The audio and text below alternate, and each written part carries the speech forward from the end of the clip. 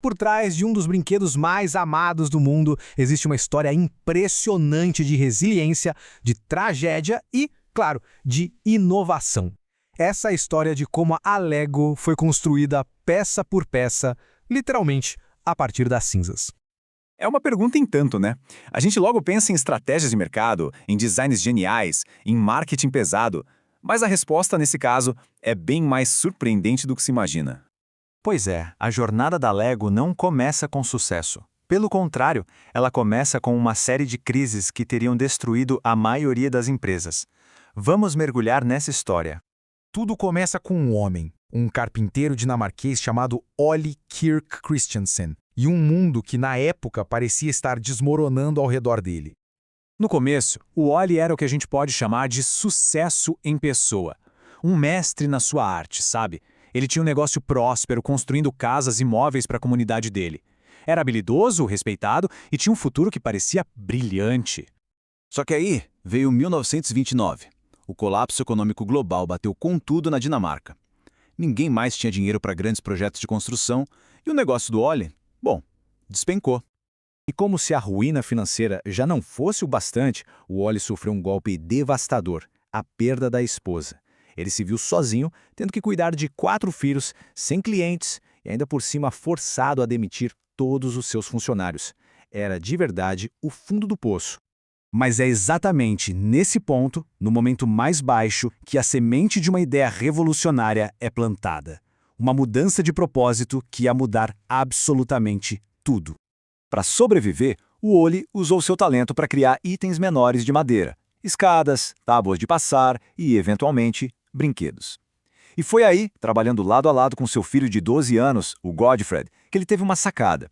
Mesmo nos tempos mais difíceis, os pais sempre vão encontrar um jeito de levar um pouco de alegria para os filhos. Em 1934, ele deu um nome para essa nova missão. E o mais legal é que foi ele mesmo quem criou o nome Lego, a partir das palavras dinamarquesas Leggot. Não era só um nome, era uma promessa, era uma nova filosofia para o trabalho dele. E junto com o nome veio esse lema poderosíssimo. Isso virou o princípio, a alma da empresa. Um compromisso com a qualidade que nasceu diretamente da dificuldade que ele passou. O ponto aqui é que, mesmo fazendo brinquedos, ele tratava cada peça com o mesmo rigor de um mestre carpinteiro. A empresa estava se reerguendo, focada em brinquedos de madeira de altíssima qualidade. Mas o destino, olha, ainda não tinha terminado de testar a resiliência do Ole. Esse ano marcou o próximo grande desastre. Um incêndio, no meio da noite, que consumiu absolutamente tudo. Todos os projetos dele, as ferramentas, o estoque de madeira, tudo virou cinza. Para qualquer outra pessoa, esse seria o fim definitivo da linha. Mas para o Ole, foi só mais um ponto de virada. Ele não só reconstruiu, ele reconstruiu melhor, de forma mais moderna. E essa catástrofe abriu os olhos dele para uma possibilidade nova e, na época, muito arriscada: o plástico. Pensa só. Para um mestre carpinteiro, trocar a nobreza da madeira por um material novo e barato era quase um sacrilégio. Pouquíssima gente na indústria de brinquedos levava o plástico a sério naquela época.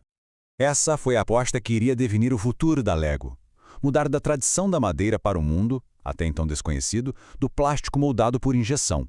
Mas a inovação não aconteceu da noite para o dia, não. O primeiro bloco, lá de 1949, era uma ideia legal, mas não era perfeito. A verdadeira genialidade veio do filho do Ole, o Godfred. Ele imaginou um sistema de brincar completo e teve a ideia de adicionar os tubos internos, criando aquele clique perfeito que a gente conhece. Essa mudança, patenteada em 1958, foi o que transformou um simples brinquedo na plataforma criativa que conhecemos hoje.